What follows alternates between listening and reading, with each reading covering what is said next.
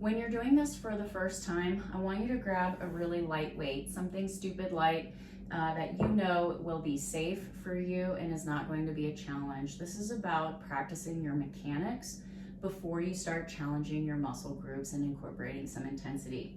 So what we're doing here to get into our starting position is we're curled up into a ball, and we want to have our elbow very close to the chest, and we're gonna cup your hands together, and we're gonna keep the weight as close to the body as you can as you roll to your side.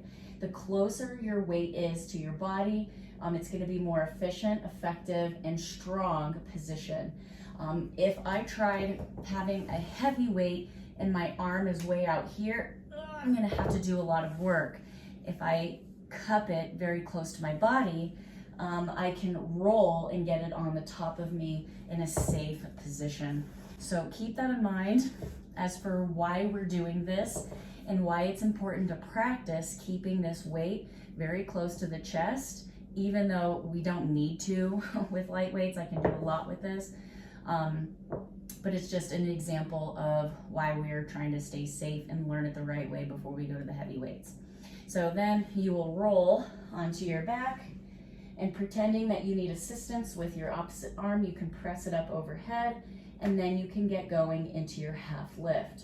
Next, I want you to have an active shoulder. So press up versus allowing the weight to kind of pull on you, or having a bent arm is especially a no-no. So lock your arm and then kind of give it a little bit of a push. Your left leg and left arm, the open ones, are just gonna come out into this parallel position.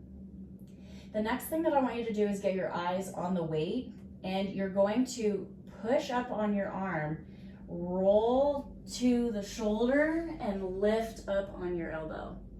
And then we're going to slowly and in control go back to the shoulder and then on your back. We're gonna roll onto the shoulder, pressing up, but we don't want to stop because you can see I might not be able to get up from there. So I want you to think about getting a little bit of speed here. You're gonna roll to the shoulder, push up on the weight, and get to your elbow, okay?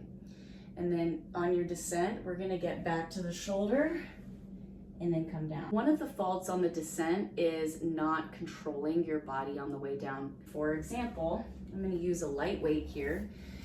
If I am in this position, I don't just wanna plop down. You are in your final position. We're going to roll to the shoulder and then to your back.